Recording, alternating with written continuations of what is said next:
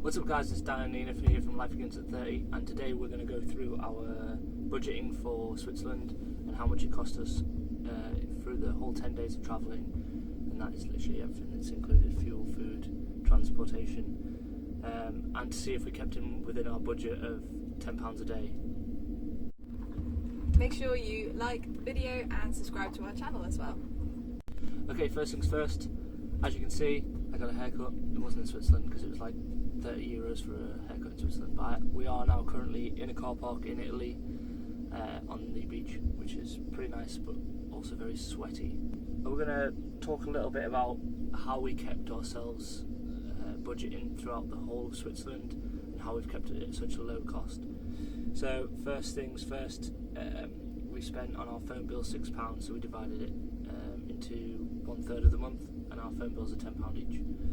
So it was around about €6 for our phone bills. One annoying thing was that although we posted in another video that we have our Wi-Fi didn't work in Switzerland because it's not part of the EU. So our mobile phones did. So we would have spent about 15 to 20 gigabytes at least just in that week to be able to watch Netflix and just do our usual social media. We did run out of phone data in the end, but it wasn't that bad because we were busy hiking every day. One big thing is our health insurance, so again we divided that into a third of the month, and we put that in as just under £10, so that's not bad. And we did have a takeaway pizza while we were in the heart of Switzerland. We couldn't wait to get to Italy, so we just thought we'd have a little bit of Italy beforehand. Yeah, but that one there cost €23 for the pizzas. So that one, is counted in, and that was the only takeaway food we had throughout the whole of Switzerland, which kept our food prices down, because if we'd eaten at restaurants, that's where our budget would have started to deplete. So what we did before we got to Switzerland is we did a massive shop in Austria. If anyone of you guys who follows has driven from Austria or Liechtenstein into Switzerland, you'll know that there is a mass change of prices. Within 100 metres of the border, the petrol goes up by at least 50 cents. So we then bought loads of like pasta and dry foods that could stay in the cupboards, meaning we only need to buy fresh produce. Now, even then we thought fresh produce wouldn't be too bad, but Dan really loves broccoli, but unfortunately there was no broccoli for Dan because it was €3 for that. So what we did spend was about, firstly we did €20, €18, €5.50, and then we ended up doing a big shop at the end for about €66. Now, I know there's been a lot of, talk that Switzerland is really expensive, but it is all about what you choose. So if you're going to buy a lot of like the branded cereals and things like that, you might be spending up to €6 on just a box of cereal. But if you just have a look and you really dig around, you will find some good prices and very fair prices as well. Yeah, so that last bill of €66, which literally was to replenish all our food before we started moving again to Italy. So that's pretty much how much we spent on food. I'll put the totals up on the screen now so you can see how much we've totaled in food.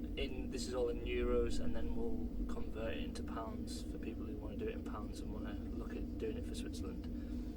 Our next big thing was parking, which is one thing that we tried the best to mitigate completly. We paid £15 for one night, in this really nice area. No, 15 francs. 15 francs, yeah, sorry. So it's around about €15. And we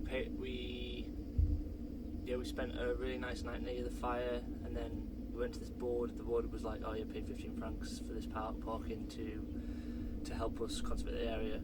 However, when we spoke to everyone that night, because we had like a little fire party, to the fire god obviously, then they were like, we didn't realise that you had to pay, so we were like, fuck. We were the only ones that paid that night. Yeah, so there was like 50 people staying that night, and like we were the only people who paid, which was quite annoying. That was a bit of our budget, but that's what we spent in our budget. You could take that out at the end if you wanted to. As for every other parking space, we made sure it was for free because we couldn't afford it. Apart from the last place that we parked was just outside Zermatt, and to get into Zermatt, because it's a no driving village, we ended up paying nearly €10, I think it was €9 altogether, for the whole day, and that there was 12 hours worth of parking, which then got us onto our next bit of budget, which is our transport. So we had the option of either driving round the mountains for about 5 hours, or we could get a tunnel which costs us 27 francs. We went with the tunnel because after thinking about how much diesel that would cost and also the time, it was so much easier just to go through with that. So that wasn't the only train that we got. The first train was to get into Zermatt, as Dan mentioned earlier. It is a non-driving village, rightly so, because it's very sweet and it's really nice to look around. Only thing is, watch out, because there's like mini little cabbies everywhere that will run you over and people will shout at you. And also, don't touch the horses. Yeah, don't touch the horses, apparently. I did say to this woman, I was like, oh, can I touch your horse? And she just looked at me, so then I went to try and touch the horse. No. Yeah.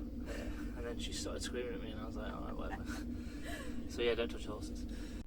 So the train to Zermatt was about €30, but because of the hiking, we got to see the 5 lakes. I 100% say it was worth it, even just to see the town itself. And then the last thing was just before we left Zermatt, we read that the Italian fuel prices were higher than Switzerland, so we filled up at Switzerland. Bear in mind that just before we got in Switzerland, we filled up in Austria, and it was 95 or 97 cents for a litre, which was so good because you were getting more litres than you were for euros when you were paying for it, which is nice to see. First time I've ever done that in my driving career for the past 10 years. But we filled up at the end, and it was €81 in the end, so that's how much fuel we spent driving. But we did at least over half a tank of fuel, if not nearly 3/4. That was mainly driving up and down the mountains. We did a lot of driving, and then we'll explain now like all the places that we visited in our 10 days. So another reason why I think our diesel was a little bit higher, and we could have cut that down quite a bit, was the fact that in Switzerland you have to pay to go on the motorways, and it's a yearly fee. It's called a vignette. Yeah.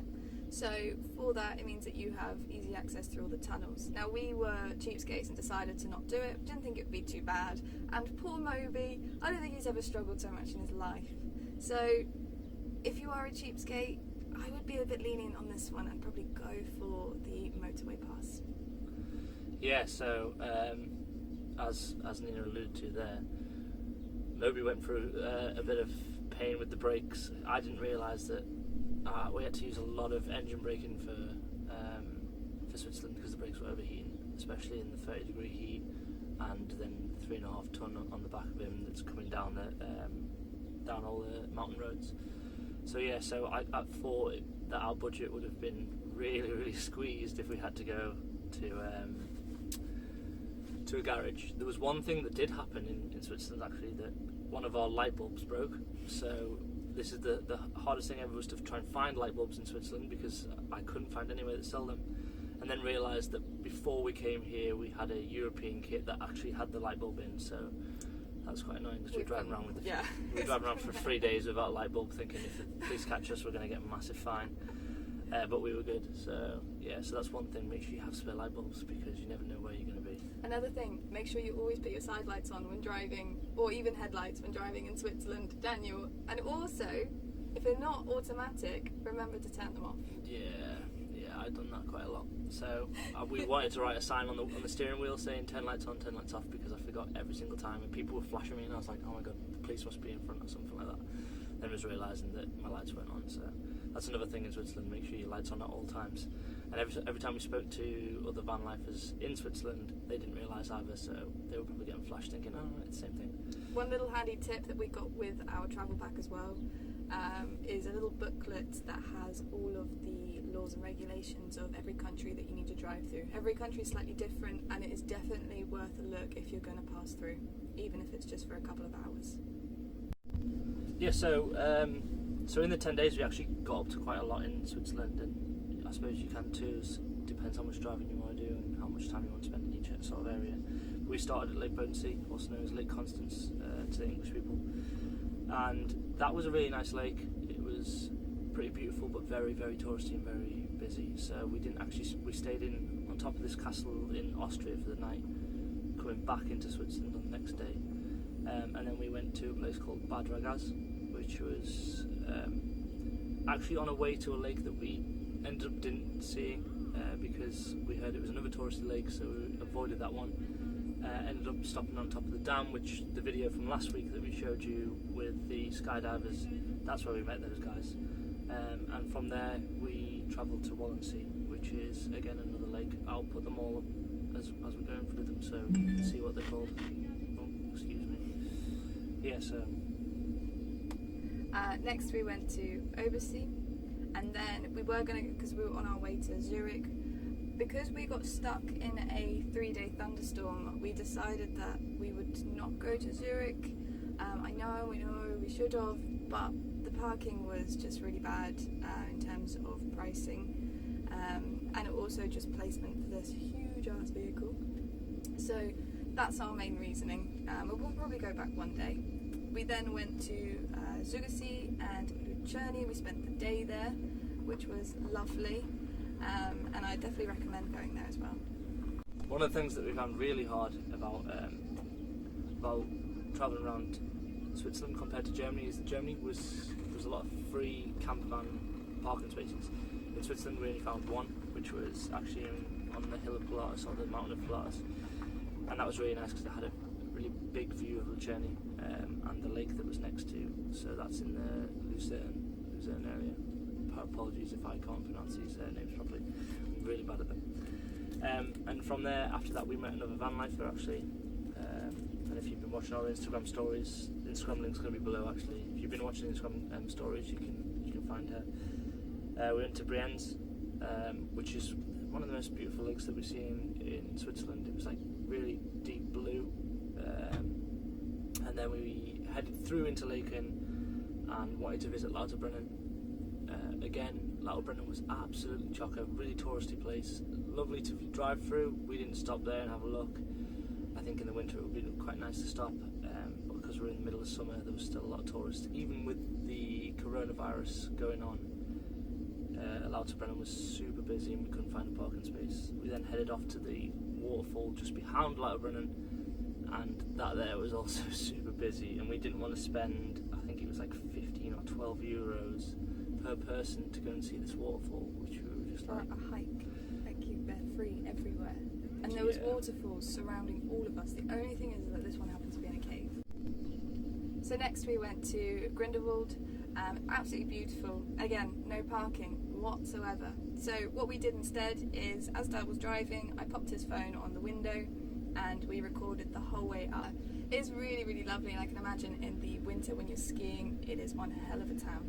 Next we went to Thun. We didn't really stay there that long, mostly again parking. But the Thunersee was really lovely to see. And then we went to Blausee. I would not call that a lake. That is a glorified pond. We did a bit of a naughty and we snuck in. Quite obviously though as well. We just went straight through the entrance as people were waiting for tickets, and no one really noticed or said anything. Mostly the tickets were for the boat ride. I was thinking, oh, this is going to be pretty cool, like quite a big boat with all of us. It turns out it was just like a paddle boat, and it just took you from 5 meters that side to 5 meters that side. I'm probably exaggerating a bit, but it was a little bit bigger. But it was very beautiful, and you could see the fish swimming around. You could even buy them frozen from the shop, all fresh. And there is a beautiful story as well as to why the lake is so blue and so clear. If you again been watching our Instagram videos, then the story's on there. Yeah, so next week's video is actually going to be about how we got into Blausee for free, so look forward to that video for next week. And the last part was, after we went to Blausee, the tunnel to get through to Visp was there, and that's where we spent a bit more money getting through that tunnel, but instead of doing a 270 kilometre trip around, we only did a 50 kilometre trip through the tunnel, so that saved us some fuel. And we ended up, Zermatt was our last stop, and that was because for the past 10 years I've been coming to the Alps every winter to ski, and I never made it to see the Matterhorn, and I really wanted to, and one of the only places in the world you can see the Matterhorn other than the Italian side, which is not as picturesque as there's a mat side, but Zermatt's super expensive, like really expensive. Like 16 francs for a keychain. Yeah, so I mean, if you go to Zermatt and you're on a budget, don't spend any money there. The way that we've kept all our prices down throughout, so we'll go through a summary of all our budget, is that we made packed lunches, we never ate out, and we just saved money that way. And, you know, buying fuel where it's cheap as possible, never spend money on parking apart from that one time. So yeah. If you're wanting to really check out fuel, if any of you use the Waze app for directions, it's not so great for if you use it for Park for Night to be able to pinpoint places. For some reason you end up being 3 streets the wrong way. But to be able to check out petrol prices on your route, it is really good and you can really compare. So, the question you've all been waiting for: how much did we spend in total in Switzerland? Unless you're just really good at quick maths and just tallied it up at the beginning. But, are you ready, Dan? 310 euros and 50 cents. That was how much we spent during our 10 days, which is around about 31 euros a day. Divide that by 2 is 15 euros. We're not far off budget daily. When we worked out to pounds, we're looking at £14 a day each. For one of the most expensive countries in Europe, I wouldn't say that's that bad. It was fuel and food that was our big expense. And pizza. Damn those pizzas. Oh, I love pizzas. And I'm lactose intolerant as well, so that was literally just paying to shit. So yeah, so £14 a day was our grand ski total. What does this put us on? We are currently behind budget for our £300 a month budget, so 330 euros a month budget. We tried to keep it like, you know, tame in Italy, and we haven't travelled that far, so we haven't used that much fuel and we haven't spent that much on food. We will find out though. Yeah. We did find a really cool surf bar and spent at least 30 euros. Yeah, we spent 30 euros yesterday just drinking like beer. We only had 3 each. Disappointing. So yeah. But cool bar. So I've just realised some of that food bill might have been alcohol. I think it was. I think about £20 of that food bill was alcohol. However, in Switzerland, you can pick up beers for 27 cents. Just have to look in Aldi and Lidl. It's amazing. Aldi and Lidl is your friend. Yeah, so next week we're going to show you the video of Blousey and how we got him for free. The week after that we'll do the budget from our monthly budget and whether we stayed inside our 330 euros. From this, probably going to go a little bit over. We are going to do our best though. Make sure you subscribe and like this video and, you know, share it amongst your friends, and I hope you've enjoyed it. And if there's anything that you guys want to see that for us to do, like challenges, things like that, let us know. Let's have some fun. Yeah, hit in the comments below. Sweet. So I just want to apologise at the end for the background noises that you can hear, which, because our van is like a furnace at the moment, all the fans are running, so the fridge, the solar controller, and the fans, they're all